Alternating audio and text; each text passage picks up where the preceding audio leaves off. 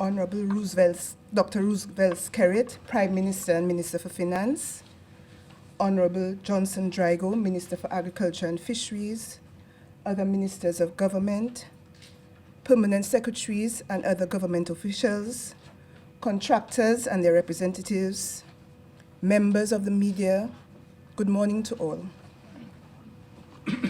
I wish to state very clearly this morning that were it not for the relationship between the government of the Commonwealth of Dominica and the European Union, one that is deeply rooted in mutual trust, this ceremony would not occur today.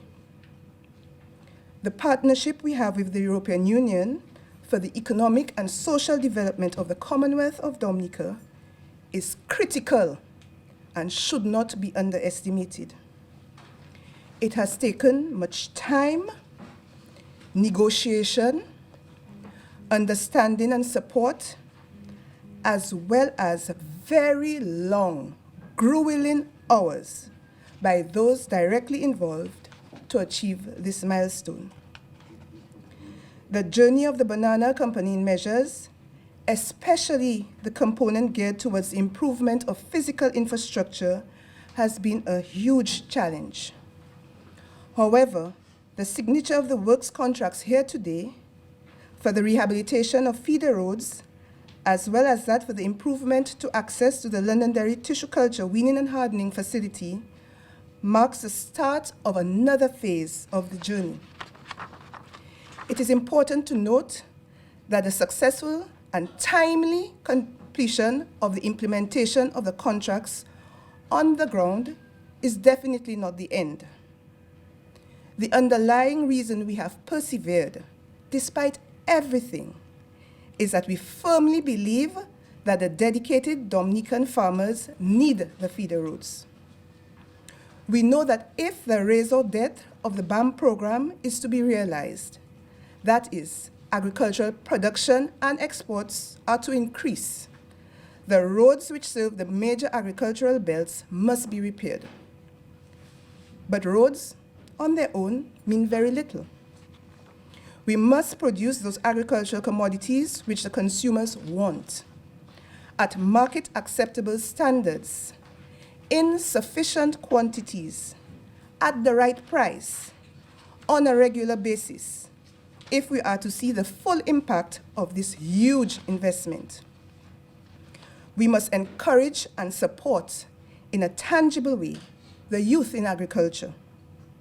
We must use information which has been validated to inform our agricultural business decisions.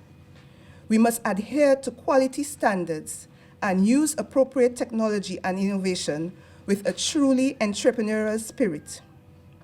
We are obliged to manage risk responsibly and add value to our products and exports. We now have to put our money where the roads are. The staff of the Division of Agriculture has developed production plans for each of the targeted areas. These were critical in the selection of the feeder roads.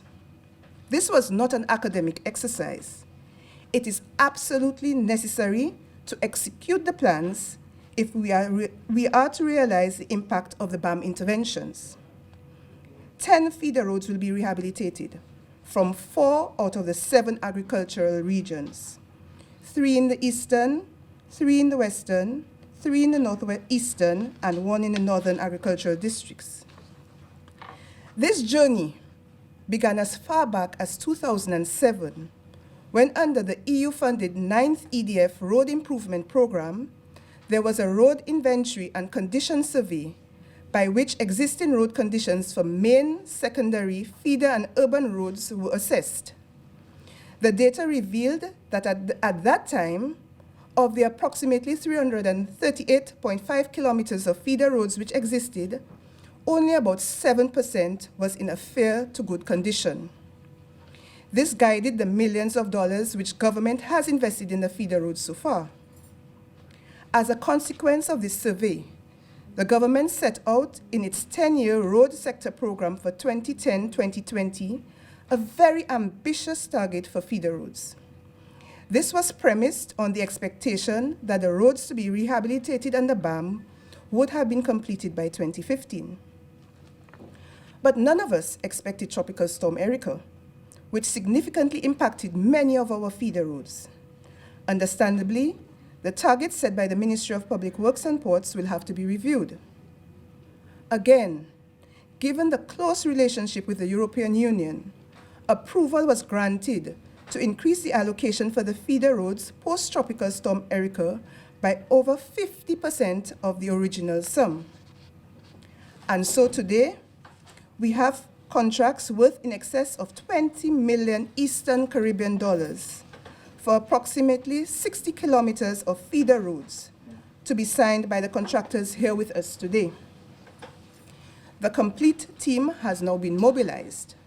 The farmers, the Ministries of Public Works and Agriculture, the supervisor's representative, the contractors, as well as a dedicated staff at the Office of the NAO to improve the conditions of our feeder roads and to be guided by the road maintenance plan currently being developed, again with funding provided by the European Union, to ensure the sustainability of this investment. We are contractually obliged to complete these works in 12 months with resources provided by both the European Union and the government of the Commonwealth of Dominica. I implore everyone to perform their roles in synergy so that the impact of this program can be fully realized. Thank you.